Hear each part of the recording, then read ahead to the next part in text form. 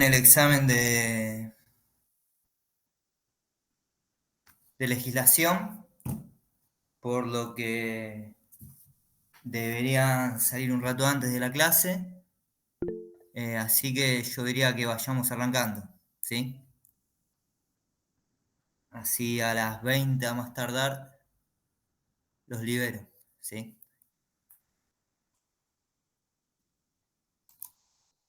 Bueno, hoy vamos a ver lo que sería el último tema del cuatrimestre, ¿bien? Nosotros hasta la semana pasada habíamos llegado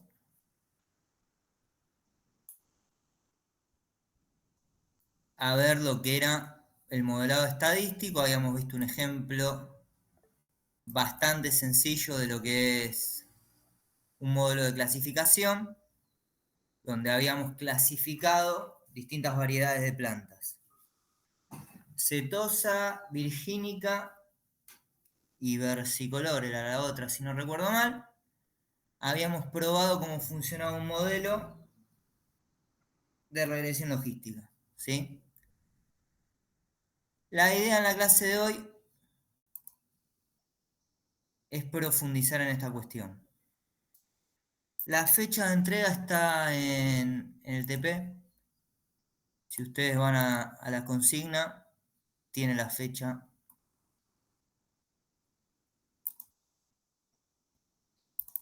de entrega, 25 de noviembre. ¿Sí? Viernes que viene es feriado, por lo que no tenemos clases. Así que tienen 11 días exactamente para hacer con el TP. Es un TP grupal. Entiendo que dedicándole un rato que incluya el repaso de la materia y el manejo conceptual de lo que vimos a lo largo del cuatrimestre, deberían poder aprobarlo sin problemas, ¿sí? Bueno, vamos entonces a lo que sería el contenido de la clase de hoy, que es modelado estadístico de regresión.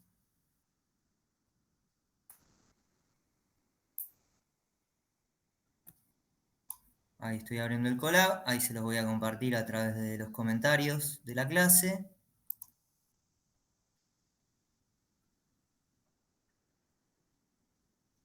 Eh, ¿Dónde está? No, es que no tengo el mail, es otro mail. Ahí va.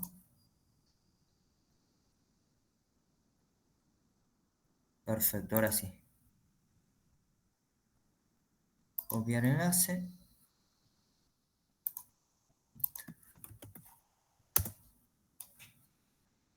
Bueno, hoy vamos a trabajar con dos archivos, uno en Python y otro en R. En Colab van a ver el que está en Python.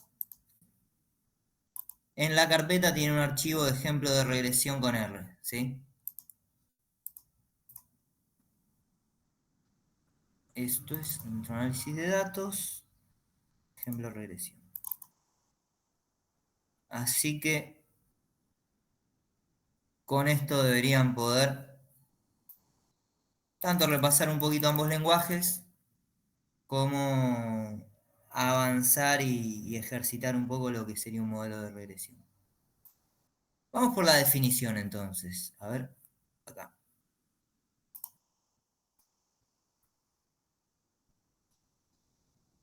Nosotros habíamos visto la clase pasada, repasando un poco lo que vimos, que teníamos modelos que se podían clasificar según distintos criterios.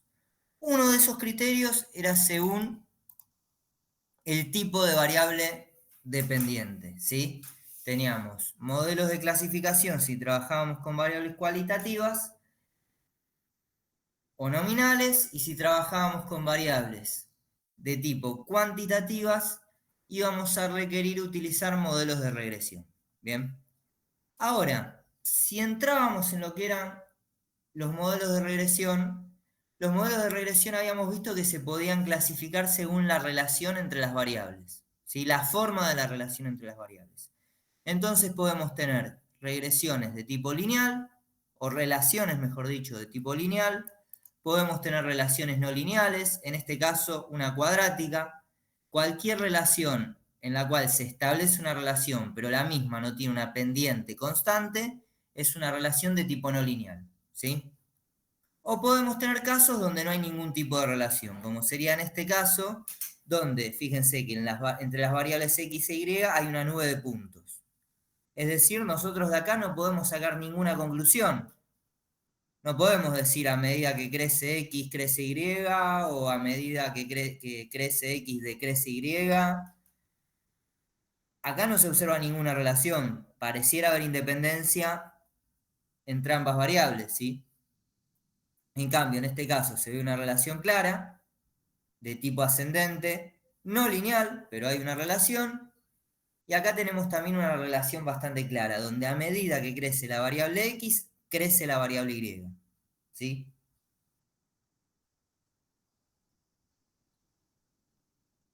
Acá, de hecho, lo que haremos mediante una regresión o mediante el modelado estadístico de regresión, la regresión lineal simple, en este caso, es establecer una recta que cruce la nube de puntos, ¿sí? O en este caso no es una nube en el sentido de que no tiene forma, sino todos los datos con los que estamos trabajando, y podríamos establecer una probabilidad, ¿sí? O sea, dada una posición de x, una esperanza de y. Bien, y eso es lo que vamos a hacer a través de los modelos de regresión. La primera forma de modelo de regresión es la regresión lineal simple. La regresión lineal simple es como estábamos viendo en los gráficos anteriores, donde hay dos variables. Una que es la variable predictora o covariable, o la variable independiente, y por el otro lado la variable dependiente o de respuesta, o también variable target, ¿sí?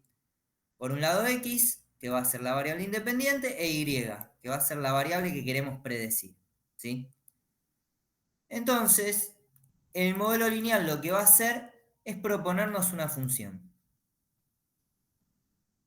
Esto es muy parecido a lo que veían en el curso de ingreso. Antes se veía, no sé si se sigue viendo ahora, pero acá tenemos una función lineal bastante clara, donde tenemos una pendiente y tenemos una intersección de la recta, ¿sí? ¿Qué le estamos agregando a esa función? Un error, ¿sí? Porque siempre que trabajemos con variables aleatorias, a la pendiente y a la intersección le vamos a tener que agregar un tercer elemento que en la función abstracta, matemática, perfecta no existe, pero que en la realidad sí, que es el error, ¿sí?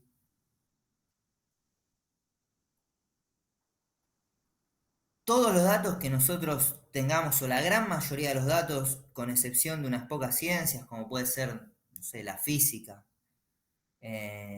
algunas ciencias exactas, en general, salvo esas excepciones, esos pocos casos, cualquier trabajo que se haga con variables que provengan de la realidad, vamos a tener un error, ¿sí? No es perfecta el mundo, no es un esquema, ¿sí? No es un esquema en el cual todo sucede de manera mecánica, sino que hay infinidad de variables a tener en cuenta, algunas casi imperceptibles, que influyen en lo que sucede con los datos que vamos a obtener de la realidad, ¿sí? Entonces, el error siempre va a estar presente. Ahora, quitando el error de lado, nosotros vamos a realizar un modelo, ¿sí? Y para eso vamos a precisar estimar coeficientes. En la regresión lineal simple vamos a tener dos coeficientes como vimos antes. El coeficiente beta 1, que va a ser la pendiente, y el coeficiente beta 0, que va a ser la intersección, ¿sí? El coeficiente beta 1 se va a calcular mediante esta fórmula. O sea, la suma de todos los valores de x menos la media de x multiplicados por la diferencia también de los valores de y y la media y la media de y, ¿sí? Todo esto dividido, la suma de todas las diferencias entre x y la media de x elevada al cuadrado. Esto nos va a dar el beta 1, esta fórmula, ¿sí? Y el beta 0 lo vamos a obtener de restarle a la media de y beta 1 por la media de x.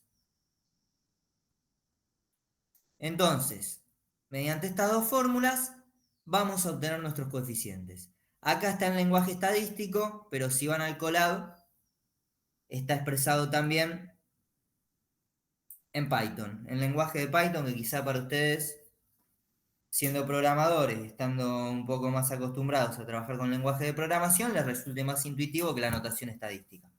¿Sí? Vamos entonces al ejemplo que tenemos en el Colab. Fíjense que en el Colab tenemos, esto obviamente es un ejemplo artificial de juguete que generé para observar qué sucede en cada caso. Por un lado tenemos una variable x, ¿sí? Que toma los valores 1, 2, 3, 4 y 5. Por el otro lado tenemos dos variables y, ¿sí? Una primera donde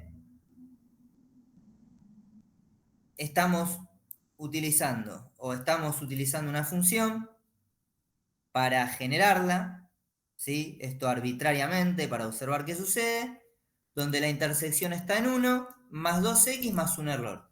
Un error que asigné arbitrariamente, ¿sí? Entonces acá tenemos 2.9, 5.4, 7.1, 8.8 y 10.5 son los valores para x, ¿sí? De y para x. Y después tenemos una relación que es cuadrática. Acá la relación es perfecta, no hay ningún error. Cada valor de y equivale a x al cuadrado, ¿sí? Para 1 es 1, para 2 es 4, para 3 es 9, para 4 es 16 y para 5 25. Entonces nosotros vamos a calcular dos regresiones lineales distintas. Por un lado vamos a calcular una regresión lineal para el primer caso y por otro lado vamos a calcular una regresión lineal para el segundo caso. Para ver qué sucede. Bueno, en este primer caso la regresión lineal tiene un error, ¿sí? Pero fíjense que ¿qué sucede con los coeficientes en relación a la función con la cual se diseñó o generé los valores de y? A ver si me van siguiendo hasta acá o no. Ay, a ver si puedo acomodar esto. Ahí. Bueno, no.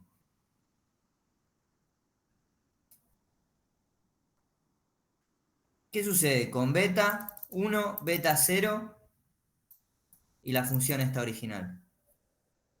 ¿Se aproxima o no se aproxima? Ahí.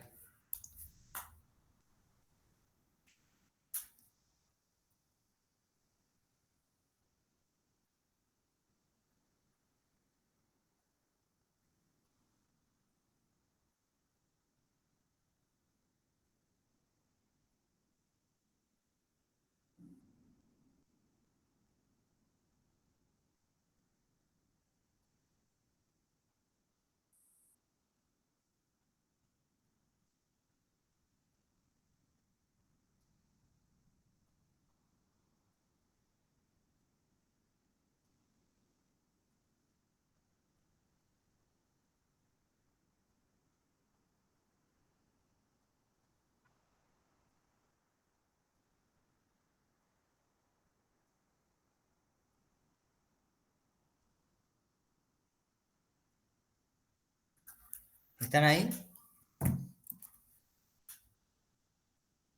Diego Dinayo dice sí se aproxima.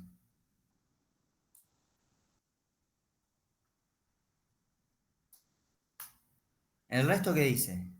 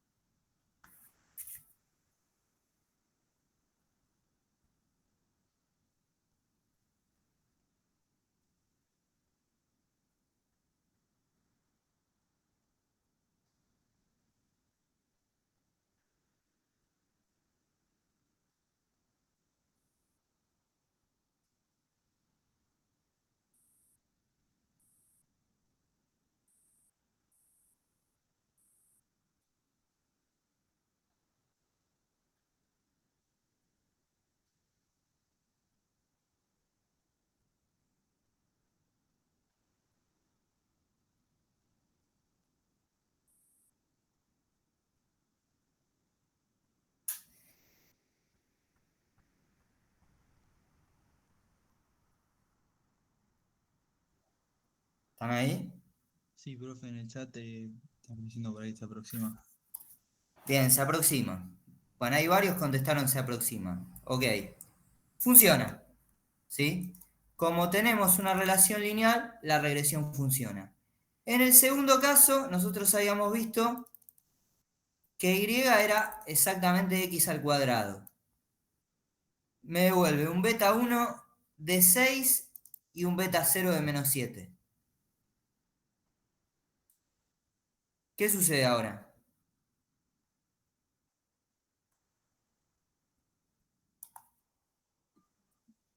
¿Qué opinan? No se aproxima. Está bien, no se aproxima, pero... ¿Y entonces?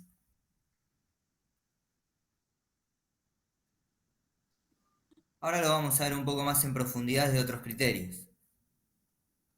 Pero efectivamente, la regresión lineal no logra tomar o captar esta relación. ¿Sí? Vamos a tener que utilizar una regresión de otro tipo. ¿Sí?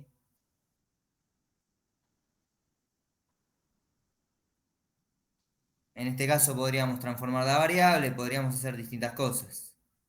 Eh, Acá, por ejemplo, aplicaría una transformación de variables si quisiéramos hacer una regresión, que es algo que vimos muy al pasar en una de las primeras clases. Podríamos hacer una regresión de la raíz y ajustaría mucho mejor. Pero acá en este caso, si ustedes hacen la cuenta o la estimación para cada uno de los valores, se van a dar cuenta que ninguno ajusta. ¿Por qué? Acá la fórmula que nos había dado era -7 más 6x. Para el caso de 1 nos va a devolver -1. Para el caso de 4, 5. Para el caso de 9, 11. Para el caso de 16, 17. Y para el caso de 25, 23. O sea, teníamos una relación perfecta en nuestros datos, pero la regresión lineal no ajustó. Sencillamente porque no está construida para captar este tipo de relaciones. ¿Sí? Esto no significa que no nos devuelva resultados o que incluso desde ciertos parámetros pueda tener rendimientos aceptables.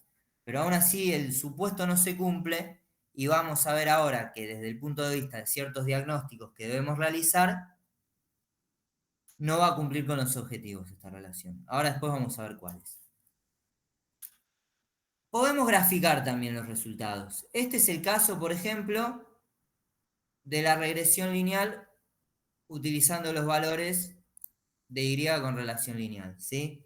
Fíjense que los datos siempre están alrededor, los valores reales están alrededor de la recta. Y acá también sucede que los valores están alrededor de la recta, ¿sí? No hay tanta distancia entre los valores y la recta.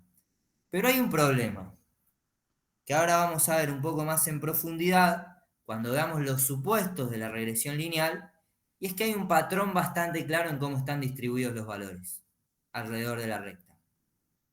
No se cumple uno de los supuestos o varios de los supuestos, pero hay alguno que no se cumple con claridad, que requiere la ejecución de la regresión lineal. Entonces, fíjense que en los extremos vamos a tener los valores reales ubicados por encima de la recta, mientras que en el centro se ubican por debajo. ¿Sí? Ahora vamos a ver qué es esto, cómo se interpreta o cuál es el problema, ¿sí? Que nos va a traer aparejado esto. Hasta acá, ¿cómo venimos? ¿Vamos bien?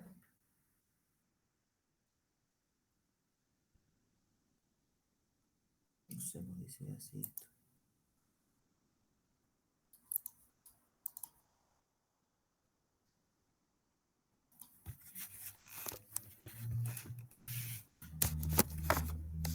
Bueno, entonces, vamos a los supuestos del modelo lineal. El modelo lineal tiene cuatro supuestos. Uno es que los errores van a tener media cero. Hay un segundo supuesto que se llama homocedasticidad. Esto quiere decir que los errores tienen todos la misma varianza desconocida. Acá cuando dice I son los errores en un determinado punto de la recta. I sería un punto, ¿sí? De la recta. ¿Bien? Los errores en un determinado punto de la recta tienen que tener distribución normal. Y a su vez tienen que ser independientes entre sí y no encontrarse correlacionados con X y, ¿sí? O sea, con el valor de X correspondiente a un punto de la recta. ¿Bien? Este sería el gráfico de uno de los supuestos. Del supuesto 3. Los errores en un determinado punto tienen distribución normal. Fíjense, por ejemplo, acá, cuando X es 10, la distribución de los valores debería estar formando una distribución normal, ¿sí? Es decir, deberíamos tener, diciéndolo mal y pronto, sin profundizar mucho en las características de la distribución normal, deberíamos tener, por ejemplo, una mayoría de casos que se agrupen alrededor de la media, ¿sí? Y una minoría de casos en los extremos. Si esto no se cumple, si tenemos muchos casos en los extremos y tenemos pocos casos alrededor de la media, y no tenemos distribución normal de los errores, ¿sí? ¿Se entiende este gráfico? Si la esperanza de I para X igual a 30 está en este punto, la mayoría de los registros debería estar en este punto, ¿sí? Si esto no sucede, el supuesto de normalidad no se está cumpliendo. Bien. Después los demás, bueno, el de media cero está atado también a este supuesto de normalidad, o sea, la media tiene que estar acá, tiene que estar en el centro. Si la media no está en el centro, no tenemos distribución normal, ¿bien?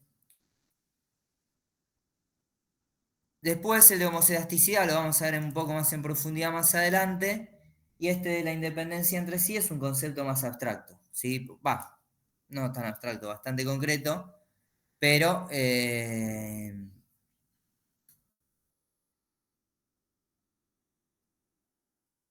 con una interpretación que entiendo que no es necesario graficar, ¿sí? Sencillamente, si los errores fueran dependientes entre sí, estaríamos ante un caso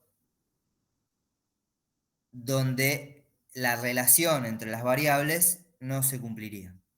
La relación que se espera que se den en una regresión lineal. Ahora, visto esto y visto los supuestos, nosotros podemos evaluar el rendimiento de una regresión lineal, ¿sí? Dada una regresión lineal, en este caso tenemos dos regresiones lineales, ¿sí? Podemos evaluar cuál es su rendimiento. Y existe una métrica que es muy común para evaluar el rendimiento de la regresión lineal, que es el coeficiente de determinación R cuadrado. El coeficiente de determinación R cuadrado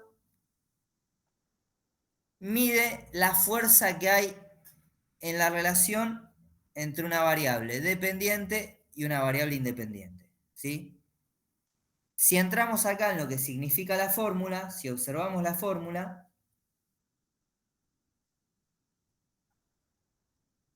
podemos ver que en la parte de arriba tenemos Y sombrerito, que Y sombrerito serían las predicciones que surgen del modelo, ¿sí? Menos la media de Y, todo esto elevado al cuadrado, o sea, la suma de la diferencia de todas las predicciones menos la media de Y elevadas al cuadrado, dividido, y acá cuando está la Y que no tiene sombrerito, no tiene nada, significa que son los valores reales, ¿sí? O sea, la diferencia entre los valores reales y la media de Y también, ¿sí? Entonces, ¿qué es lo que cambia entre numerador y denominador? Bueno, en uno se encuentran las predicciones y en el otro se encuentran los valores reales. A medida que las predicciones se acerquen a los valores reales, esto va a tender a 1. ¿Sí? Entonces, una regresión lineal va a ser perfecta cuando el r cuadrado sea 1. ¿Bien? Mientras que cuando tienda a 0 un r cuadrado, un coeficiente de determinación, va a implicar que la relación entre las variables no es fuerte. ¿Sí? Y que el ajuste de la regresión que estamos desarrollando no es tan bueno, no es tan aproximado. ¿Sí?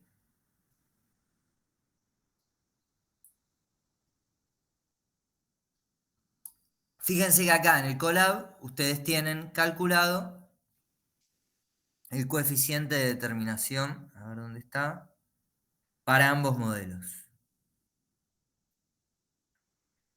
En el caso del modelo con la cuadrática, no es malo, es bastante bueno el coeficiente de determinación, aún siendo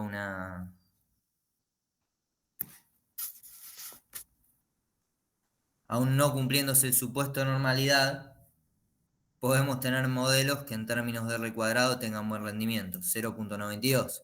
Pero, en el caso del modelo, ¿a dónde estaba coeficiente de determinación para el otro modelo?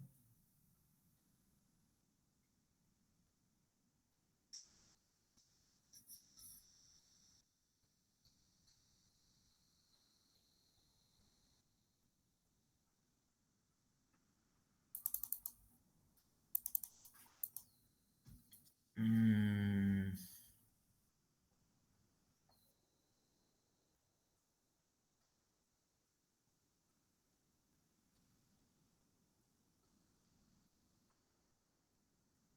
Vamos, creo que lo tengo que agregar, el coeficiente de determinación para el primer modelo.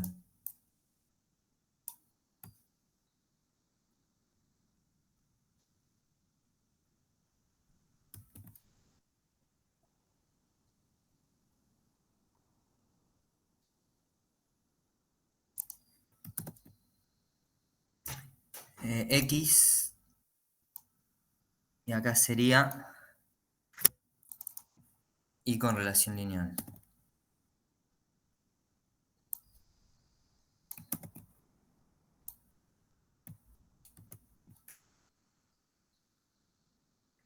Y pred lo tengo acá arriba. Sí, acá.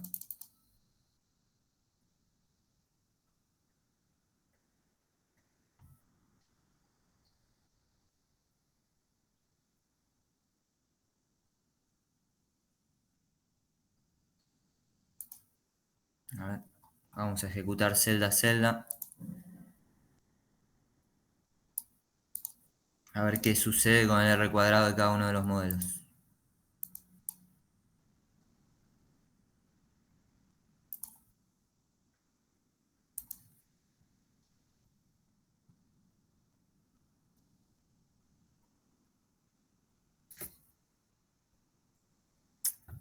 Name Y is not defined.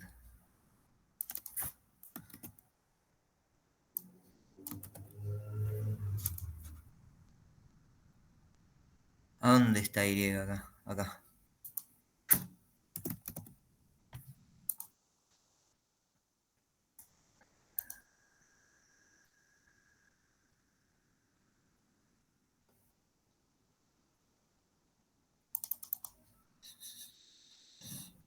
Línea 5.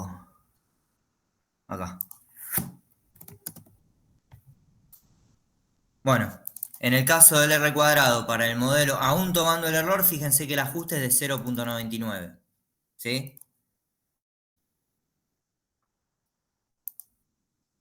Y acá, en el caso de Y con relación cuadrática,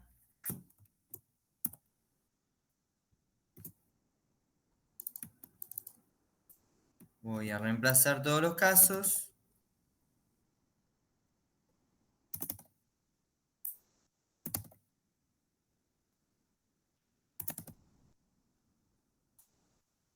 Es de 0,96. Es bastante alto. ¿Sí? Y es bastante bueno. O sea, a veces podemos tener un R cuadrado bueno con modelos que no son tan buenos. ¿Sí? Y abajo tenemos un ejemplo con un dataset existente, que a mí no me gusta mucho este dataset, la verdad que es bastante malo el ejemplo. El ejemplo que está en R es bastante mejor, ¿sí? Así que vamos al ejemplo de R. En R tenemos un dataset que es de autos, ¿sí? Tenemos distintos modelos de autos y tenemos distintas variables. La primera variable es las millas por galón de nafta que recorre el auto, ¿sí? La cantidad de cilindros, no me acuerdo qué era.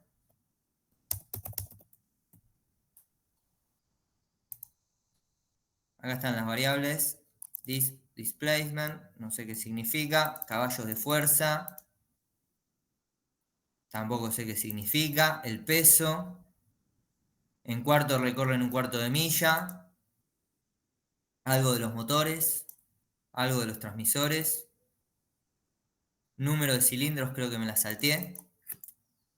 Pero bueno, es un dataset donde se tomaron medidas a diferentes autos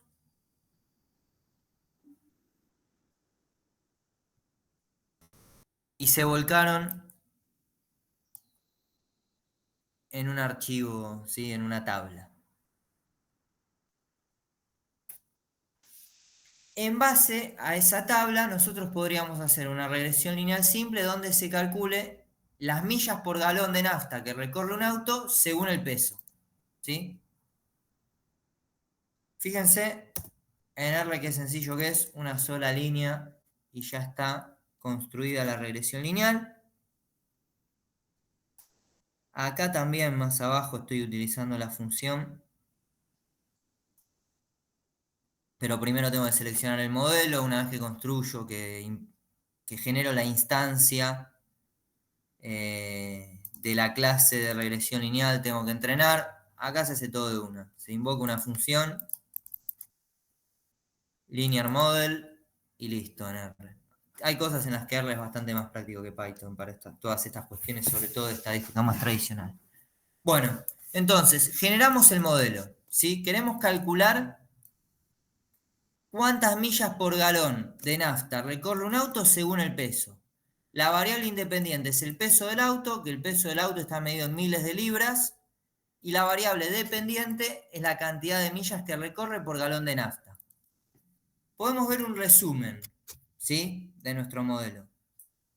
¿Alguien se anima a interpretar qué nos está diciendo este resumen? Sobre todo acá los estimadores. Este sería el beta 0, se los comento. Este sería el beta 1.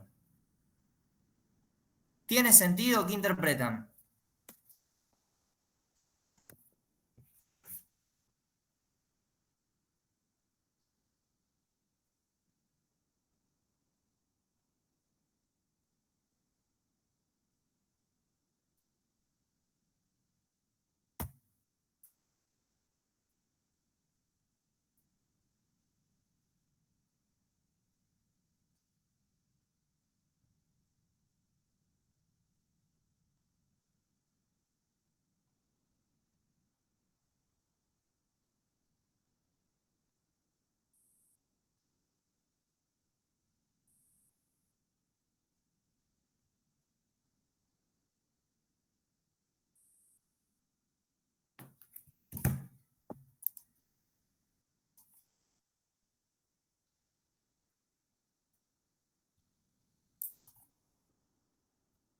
¿Qué era el beta 1?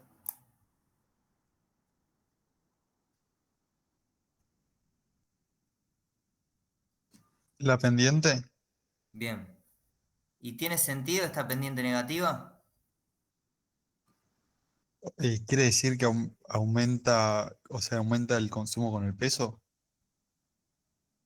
Sí, está bien. Esa es una interpretación, pero no nos está diciendo eso exactamente.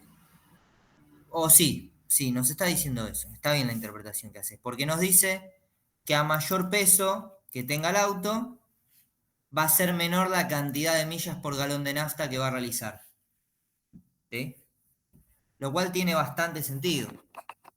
Los autos más pesados van a requerir más nafta para recorrer una milla. ¿Sí? acá estamos observando que la regresión tiene bastante sentido. ¿En qué magnitud disminuye?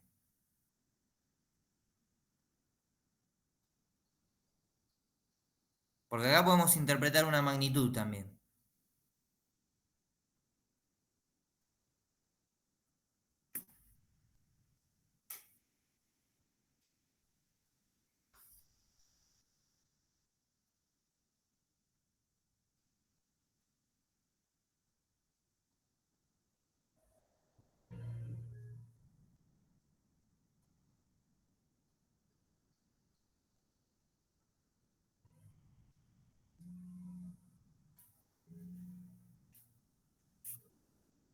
Hablen, no tengan miedo a equivocarse.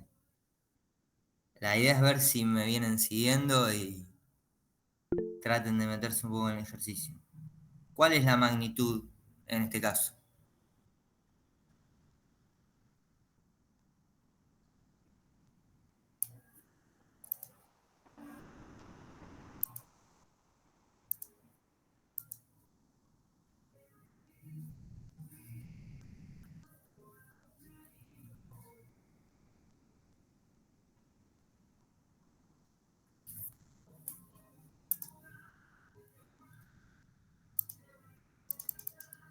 Sí, ¿cuál es el rendimiento que nos está planteando el modelo? Esto se puede interpretar en números, o sea, acá nos está dando un número, nos está diciendo un valor exacto, ¿sí?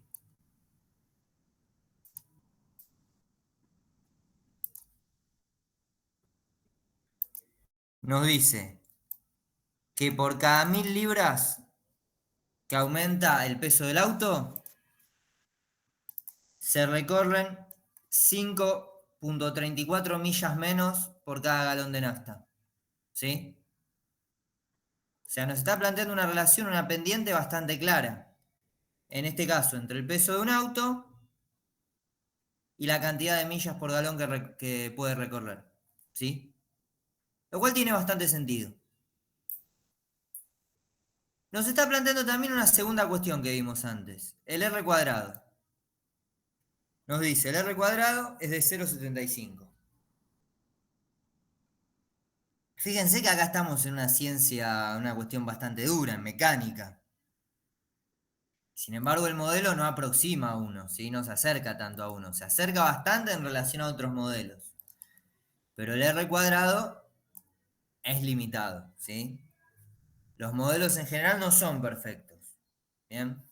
Nunca van a ajustar de manera perfecta cuando trabajemos con datos de la realidad, no en el 99% de los casos. Bueno, entonces, visto esto, nosotros podríamos llegar a una pregunta, ¿sí? Que es ¿cómo podríamos mejorar este modelo? ¿Cómo podríamos aumentar el R cuadrado? Y esto tiene una respuesta bastante sencilla. Antes, creo que me falta una filmina. Fíjense, acá tenemos dos regresiones.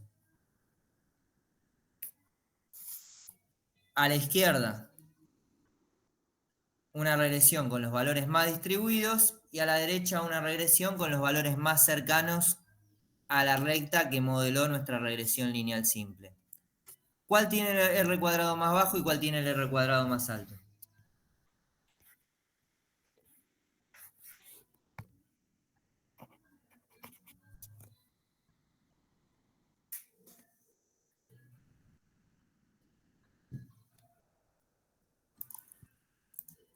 El de la izquierda más bajo.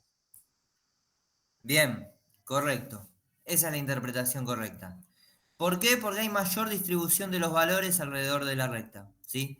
Acá, al estar más centrados, al ser todos más cercanos, el R cuadrado va a ser más alto, va a ajustar mejor, ¿sí? Bien. Entonces, retomo la pregunta que estaba haciendo antes. ¿Cómo podríamos mejorar este R cuadrado? Y seguramente hay una forma muy sencilla que es tomando en cuenta más variables. Si pensamos que cada variable aporta información y aporta una información distinta, bueno, si sumamos información, nuestro modelo debería funcionar mejor, ¿sí? Por eso en general se tiende a utilizar más la regresión lineal múltiple que la regresión lineal simple, ¿sí? De hecho, la regresión lineal múltiple seguro que de los modelos estadísticos tradicionales es el más utilizado. Y hoy por hoy quizás con el desarrollo del aprendizaje profundo, del aprendizaje automático, hay otros que se masificaron en su utilización, pero la regresión lineal sigue siendo bastante requerida, ¿sí? Acá es Retter, que es una docente de la Universidad de Buenos Aires que tiene el apunte que les pasé en la bibliografía optativa, que es 100% sobre regresiones lineales, nos explica, ¿sí? En general nosotros vamos a tener muchas variables, no vamos a tener una sola. Fíjense que, por ejemplo, acá en el dataset de los autos tenemos 10 variables distintas, ¿sí? 1, 2, 3, 4, 5, 6, 7, 8, 9, 10, con las cuales podríamos predecir la cantidad de millas por galón que recorre un auto, ¿sí? Entonces, teniendo tantas variables, ¿por qué elegiríamos una sola? Cuando a su vez, teniendo muchas variables o sumando información, podríamos producir un mejor modelo, ¿sí?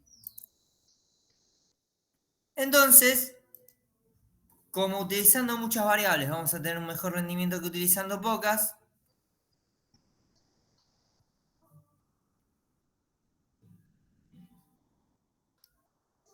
en general se van a usar varias variables.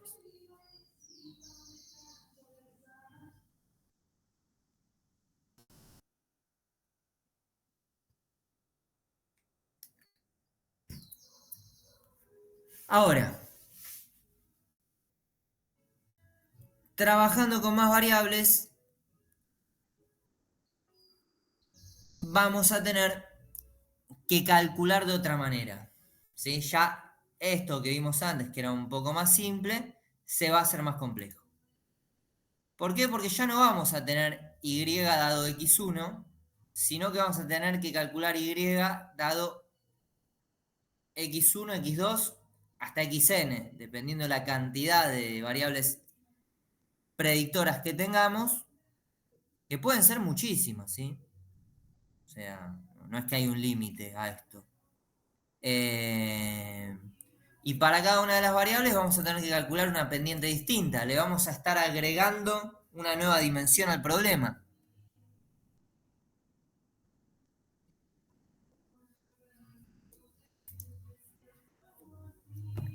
Entonces los coeficientes se van a interpretar de una manera bastante semejante a la interpretación que teníamos en la regresión lineal simple, pero ahora para interpretar los coeficientes vamos a tener que suponer que el resto de las variables se encuentran constantes, son constantes, ¿sí? Que el valor de las demás variables es constante. Por eso, si acá, por ejemplo, genero un segundo modelo donde asumo una segunda variable predictora, que sería la cantidad de cilindros que tiene el auto, ya el summary del modelo me va a aportar dos variables, o dos coeficientes, ¿sí? Coeficientes para dos variables. Por un lado, el peso, que fíjense que disminuye, pasa de 5 negativo, ¿a dónde estaba? Acá, pasa de 5 negativo a 3 negativo, y la cantidad de cilindros. La cantidad de cilindros que tiene el auto capta una parte de la variabilidad que antes estaba utilizando o estaba tomando el peso del auto. Y ahora nos dice que por cada 1000 libras disminuye en 3 las millas por galón que recorre el auto, y por cada cilindro va a consumir energía, disminuye en 1.5 la cantidad de millas por galón que va a recorrer el auto. ¿En qué condiciones? En las condiciones de que la otra variable se mantenga constante, ¿sí? O sea, los cilindros van a variar en esta medida, teniendo en cuenta que el peso del auto no varía, ¿sí? Por cada nueva unidad, por cada nuevo cilindro que se agregue, va a disminuir 1.5 la cantidad de millas por galón que va a recorrer el auto. ¿Bien?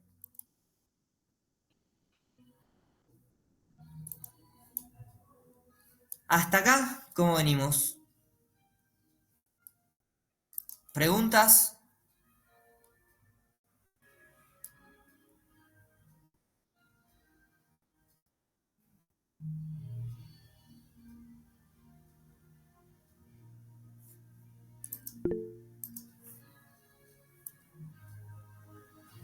Agrego una segunda cuestión. Fíjense qué sucede con el r cuadrado. El r cuadrado al agregar una nueva variable mejora sensiblemente, ¿sí? Pasa de 0,75 a 0,83. Acá se observa que este segundo modelo es mejor que el primero, ¿sí?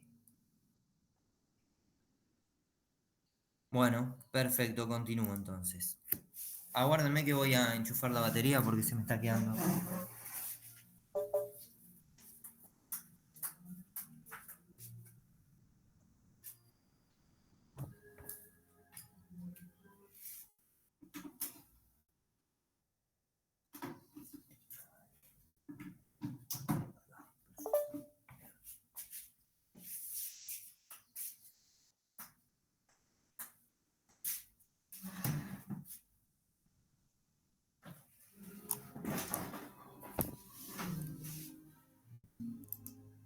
Bueno,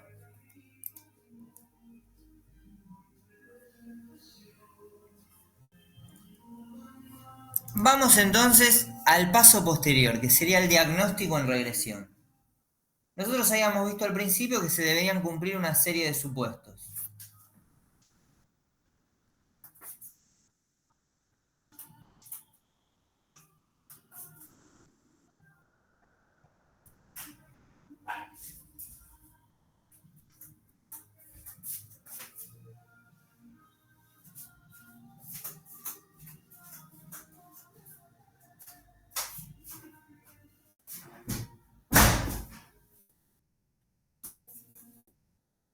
Vamos a diagnosticar si efectivamente se cumplen esos supuestos o si no se cumplen esos supuestos, ¿sí? Primero ustedes van a preguntar, ¿cuál es la utilidad? ¿De qué me sirve realizar este diagnóstico? Nosotros cuando realizamos una regresión lineal, no solo vamos a tener predicciones, sino que vamos a tener que interpretar coeficientes, ¿sí? Ahora, si no se cumplen estos supuestos, los resultados que vamos a obtener de los coeficientes van a ser problemáticos, ¿sí? Vamos a tener que tomarlos con pinzas. Como nos sucedía antes con la regresión que estábamos aplicando a la distribución cuadrática, si estamos aplicando una regresión lineal a una distribución cuadrática. Entonces, los coeficientes estos no tenían mucho sentido. O sea, es falso que 6 sea la pendiente. 6 es la pendiente solo en el caso de 6, en el caso de una distribución cuadrática, ¿sí? Ni en el caso de 1, ni en el caso de 2, ni en el caso de 3, ni de 4, ni de 5. La pendiente varía. Y así como sucede en este caso, si no se cumplen los demás supuestos, también puede suceder. La interpretabilidad del modelo va a haber que agarrarla que tomarla con pinzas, ¿sí? Y acá también Schroeter nos da una segunda definición que es interesante, que aunque desde el punto de vista abstracto, filosófico, el diagnóstico debería realizarse antes, existen una serie de herramientas, ¿sí?, que vamos a poder aplicar y utilizar una vez que está construido el modelo, que está entrenado el modelo, que van a ser mucho más intuitivas que todos los tests que vamos a poder realizar a priori, ¿sí? Por eso el análisis se suele realizar a posteriori, porque hay varias herramientas gráficas con las cuales vamos a poder medir si se cumplen o no se cumplen los supuestos. ¿Bien?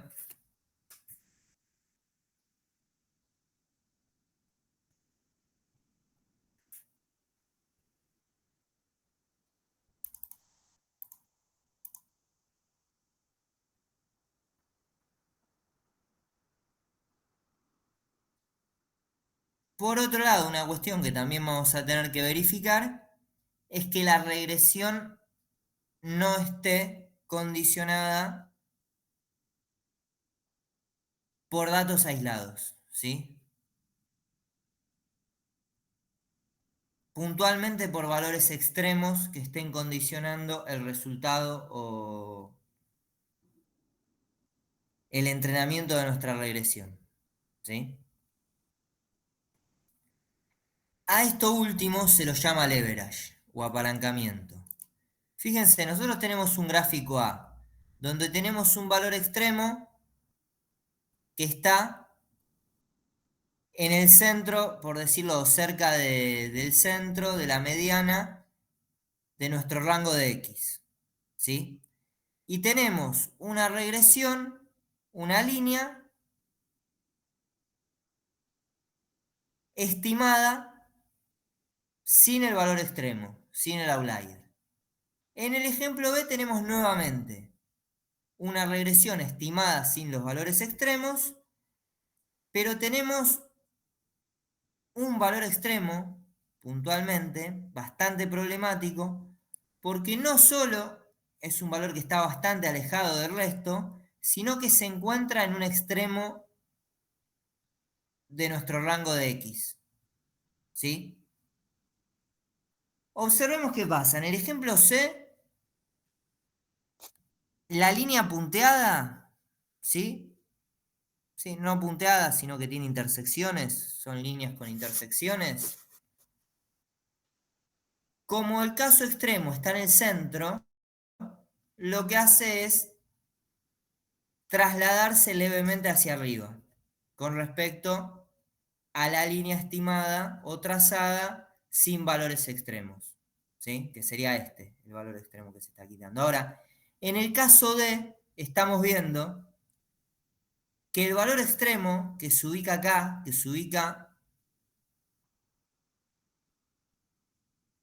en el máximo de nuestro eje X, de nuestro rango del eje X, lleva a que la línea con intervalos se modifique abruptamente. ¿Observan? Mientras que en una hay una pendiente clara positiva, en la otra la pendiente es bastante cercana a cero. Y es un solo dato, una sola observación que está llevando al modelo a entrenarse de esta manera. ¿Sí? Entonces acá tenemos un modelo que se dice, un modelo. Sí, una regresión que se dice que está apalancada. ¿Sí? Por este caso particular. ¿Bien? Entonces tenemos que agarrarla con pinzas esta regresión, porque no va a ser tan representativa de todos estos casos o de la mayoría de los casos. Va a estar muy influenciada por este caso. ¿Sí? Es como si yo dijera, calculando una media, estimando una media, tengo una media muy alta de ingresos y digo, la media de ingresos en la región que estoy analizando es de 1.000.000 de pesos. Cuando el 90% de mis casos se encuentran entre 0 y 800.000 pesos. Pero tengo unos pocos casos aislados que tiran la media muy para arriba. Y esa media no es representativa de la mayoría de la población. ¿Sí? Bueno, esa media está siendo apalancada por valores extremos. Acá sucede lo mismo, pero con una regresión, con un modelo. El modelo está siendo apalancado por un valor extremo. ¿Sí?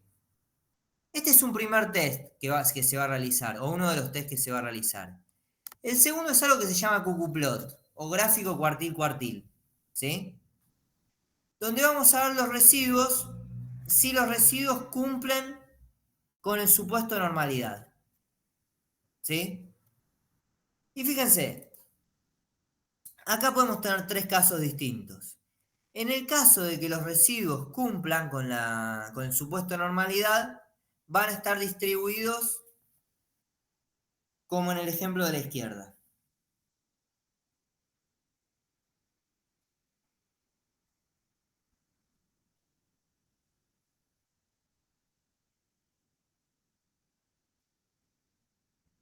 En el caso del centro, bueno, claramente no se cumple, ¿sí? Claramente. Tanto. Solo podemos decir que cerca de la media de X, o sea, entre -1 y 1. Y ni siquiera.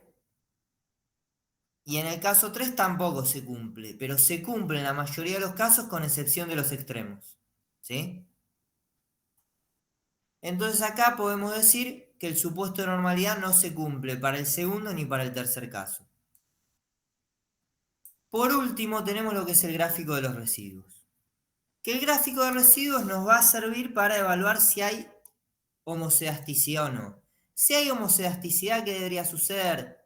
Bueno, los datos deberían estar alineados alrededor de la recta con una distribución bastante homogénea. No debería haber variaciones que estén relacionadas con la posición de la recta en la que nos encontramos. Mientras que en el caso de heterocedasticidad, esto no sucede.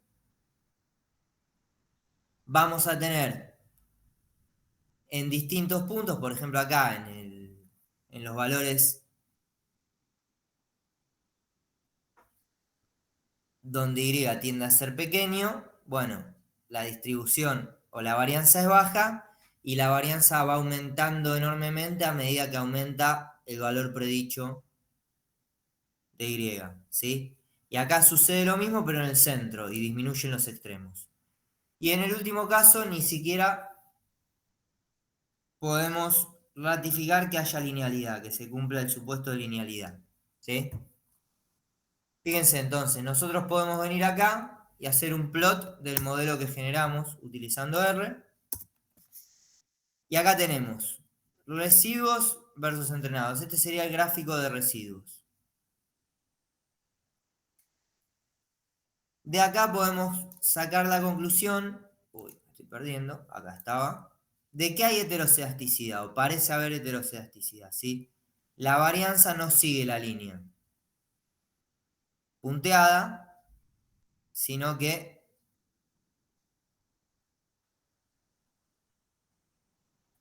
no se estaría cumpliendo el supuesto. Bien. Fíjense, en el centro los datos tienden a agruparse por debajo de nuestra regresión y en los extremos tienden a agruparse por encima. Entonces la varianza no es la misma, ¿sí? E incluso no podríamos suponer que no hay linealidad en la relación en este caso. Luego, el ggplot veíamos que nos servía para ver si los residuos siguen una distribución normal. Y en este caso acá en el extremo se alejan un poco. Pero no es tan malo el rendimiento, ¿sí? Acá sí nos plantea cierta alerta lo que pasa con los casos del Chrysler, del Fiat y del Toyota Corolla, pero el resto de los casos parecen cumplir bastante bien con el supuesto. Tenemos, este nos lo vamos a saltear, y acá tenemos lo que es leverage. Bueno, en este caso no estamos observando modelos con alto leverage. Vemos valores extremos, pero no tienen alto leverage. Ahora, si construyo un nuevo modelo y vuelvo a hacer estos gráficos, los resultados van a ser distintos. Va, en esto no, este no. Bueno, este se aproxima bastante bien. Pero acá sí, si genero un nuevo modelo en el cual tomo como variables independientes o explicativas todas las variables, el punto significa que estoy tratando de predecir millas por galón, pero tomando todas las variables, bueno, acá sí me está diciendo, ojo, que el Ford Pantera tiene alto apalancamiento. ¿Por qué varía en este caso? Porque estamos trabajando con más dimensiones, ¿sí? Entonces podemos tener valores que sean extremos en determinadas dimensiones y no en otras, ¿sí? ¿Cuáles son las dimensiones? Las variables. El Ford Pantera quizás en lo que es cantidad de cilindros y peso no tiene valores extremos, pero sí los tienen otras variables. A ver dónde está el Ford Pantera. Lo voy a ordenar alfabéticamente. A ver, no, arranca por la M. Mamita. Ford Pantera. Acá. Bueno, millas por galón no. Cantidad de cilindros tampoco.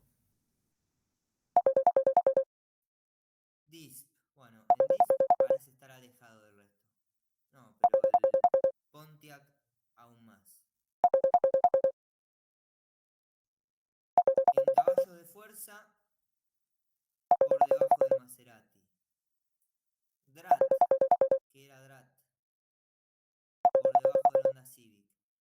una serie de variables donde no es el valor más alto, pero sin embargo tiene un valor alto, ¿sí? Y eso sucede en muchas variables distintas. Acá en Gear también, ¿sí? Es el valor máximo. ¿Dónde quedó? Acá. Entonces, al tener valores altos en muchas variables, y al ser un modelo multidimensional, tiende a generar mucha presión, ¿sí? Mucho apalancamiento.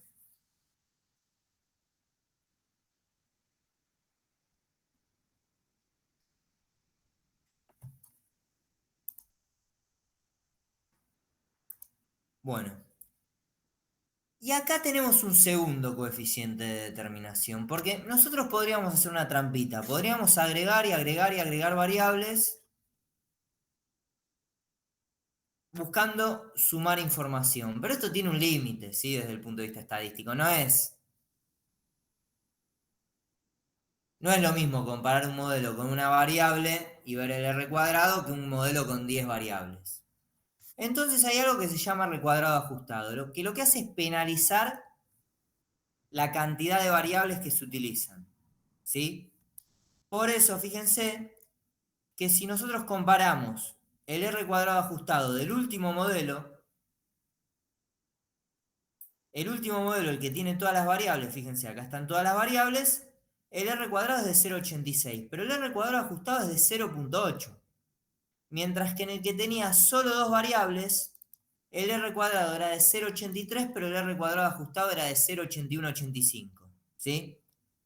Es decir, acá el R cuadrado ajustado cae. ¿Por qué? Porque el modelo me está penalizando, me está diciendo, o el R cuadrado ajustado me está diciendo, y mirá, estás sumando muchas variables, pero el solo hecho de sumar variables no te está aportando información, ¿sí?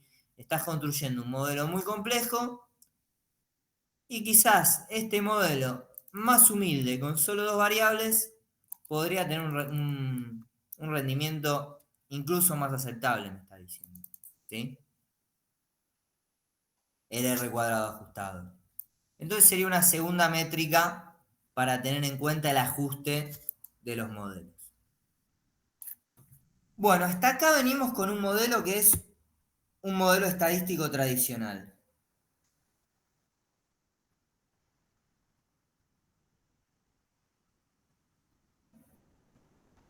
Ahora pasemos a un modelo más de Machine Learning. Nosotros igual la clase pasada esto ya lo vimos. Árboles de decisión, creo haberles comentado bastante cómo funcionaban. Vimos que son un método de aprendizaje supervisado que iba dividiendo iterativamente al conjunto de datos según la variable que mejor ordenaba o separaba valores altos de bajos en este caso. Esto está relacionado con un concepto que se llama entropía, que la entropía es un concepto vinculado con el orden de la naturaleza, ¿sí? O con el desorden, mejor dicho, ¿sí? Entonces lo que van a buscar los árboles de decisión es mejorar el orden. Que nuestro universo, que en nuestro caso son los datos con los que vamos a entrenar el modelo, esté ordenado. Que se distingan las flores que son setosa de las que son virgínica. Que se distingan las jubilaciones con ingresos altos de las jubilaciones con ingresos bajos. Va a tener ventajas, como venimos viendo, en que no precisa cumplir su puesto e incluso capta relaciones no lineales. No vamos a necesitar generar distintos árboles o utilizar otro modelo cuando no se cumple el supuesto de linealidad, ¿sí? Pero habíamos visto que tenía un problema que era el sobreajuste. ¿Bien? Bueno, supongamos que tenemos ambos modelos, que generamos ambos modelos y que queremos comparar su rendimiento, que son modelos muy distintos desde el punto de vista algorítmico, desde muchos puntos de vista son muy distintos. Pero queremos entrenar ambos y ver cómo rinden con un conjunto de datos. ¿Podríamos hacerlo? Sí, podríamos hacerlo. Y tenemos métricas que nos servirían a evaluar el rendimiento de ambos modelos. Una primera métrica muy común es el error cuadrático medio. Así como la clase pasada teníamos la matriz... Ay, no me sale el nombre. ¿Se acuerdan que teníamos la matriz de...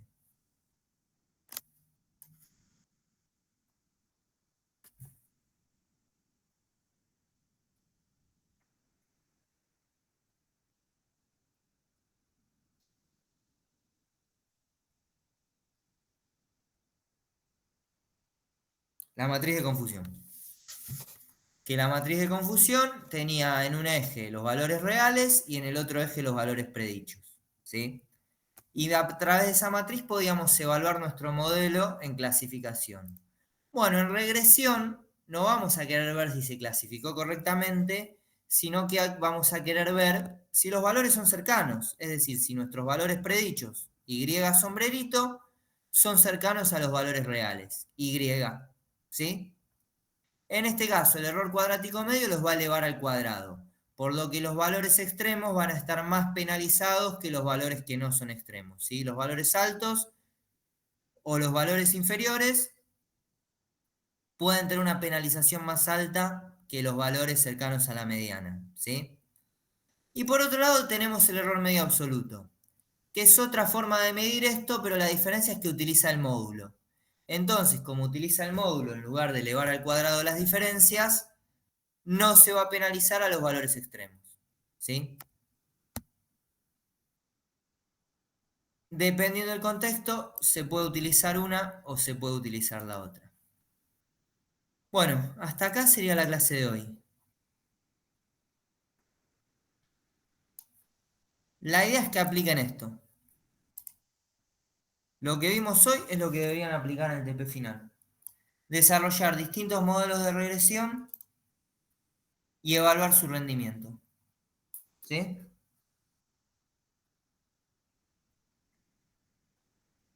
¿Preguntas?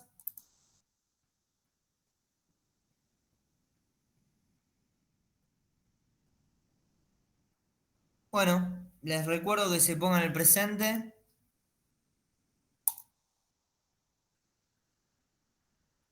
Les deseo suerte en el parcial y buen fin de semana.